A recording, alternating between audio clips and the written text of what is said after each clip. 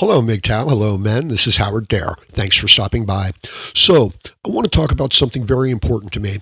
It is the philosophical underpinnings of many of the things that I'm talking about throughout all of my videos. It's tricky, okay? So bear with me. What I'm talking about here is how men are essentially objectively based in material reality, and how women, due to the efforts of men, are essentially subjectively, intellectually, emotionally based.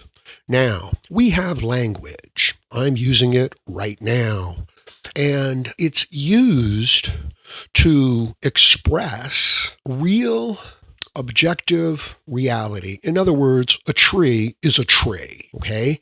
We're creating words for objects, things that are in the real world in order that we can communicate about them. In other words, I need a beam that's 8 feet long, okay? And that we can get things done within objective reality.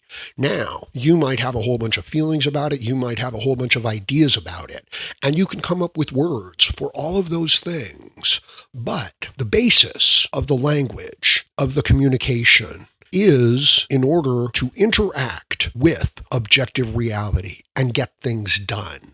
Now, not all men are like this, and they are not 100% like this. I'm suggesting that maybe they're 75% like this, okay? Now, let us go to the women. They, of course, are doing the same thing, okay? Of course.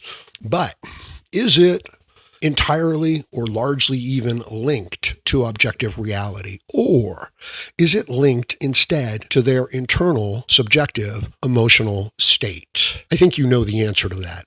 Look, why does someone like Kamala Harris or Gavin Newsom, why do they babble? Why do they talk in things like, bringing the past into the future and discarding foolishness, madness? You can tell it's just some idea that they have. Why? Why do they do it? And if you try to pin them down on concrete objective facts, like asking Gavin Newsom why he turned off the fire hydrants when, in the middle of the fire season, they obfuscate, they maneuver, they make up words and situations. It's not tied to objective reality.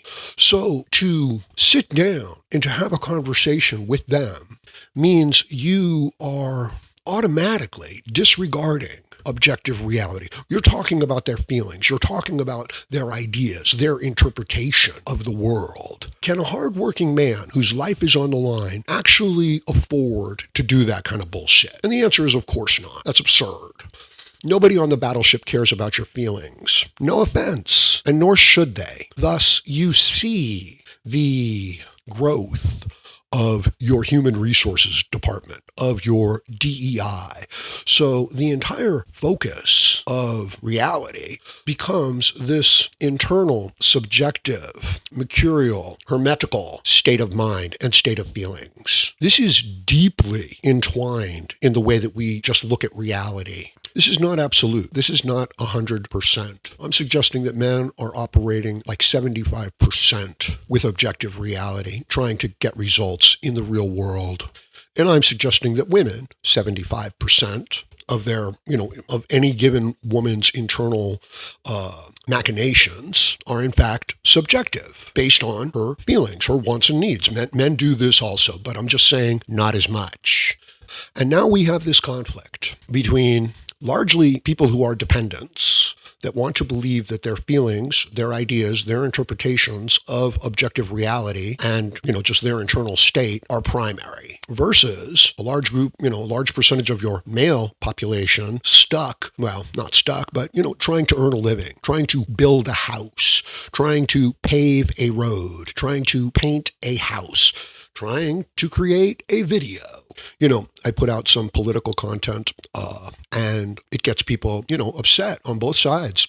Something very interesting, that I see, and I'm sure that most of you see it as well, is this idea that the left, they don't like Trump, right? They do not approve. But if the man is able to fix our economy, if the man is able to bring peace to the Middle East, aren't those accomplishments worthy in and of themselves. So if somebody you don't like saves your life, and pulls you out of the path of a speeding car, are you like, I don't appreciate that because I don't like that person? Or are you like, that person just saved my life?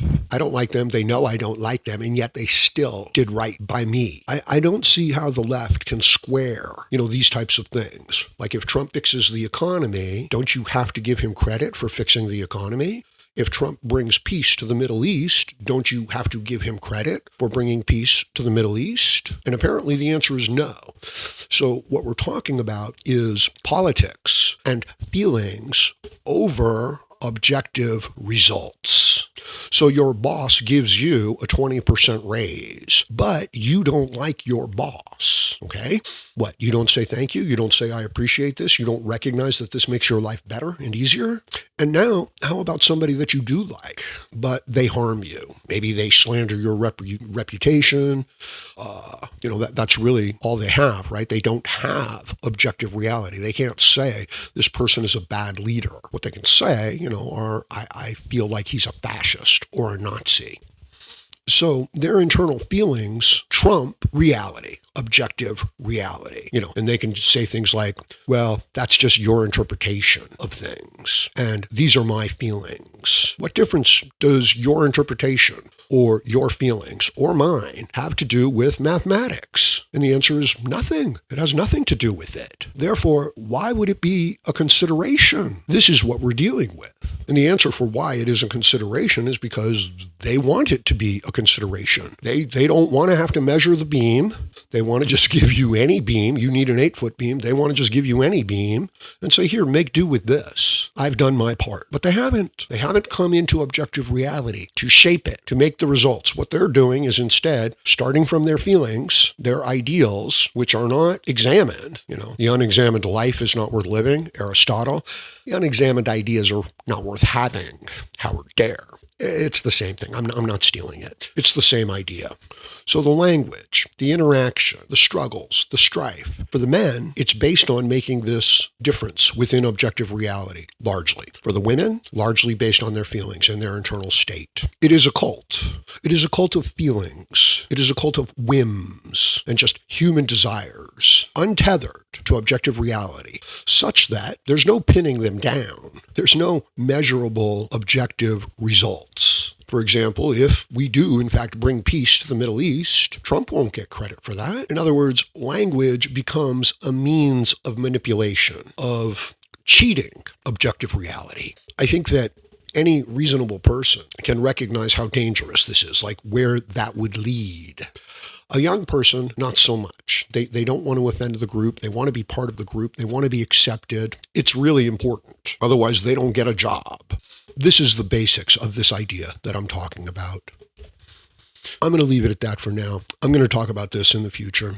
Let me know what you think about this in the comments section below. Please like, share, comment, subscribe, donate. Please find my Cash App donation link or my Bitcoin link. Click on it and do what you can so that I can continue to make content that speaks the truth to men. And join me again, Howard Dare, as I plan to have more content for you. Thank you, MGTOW.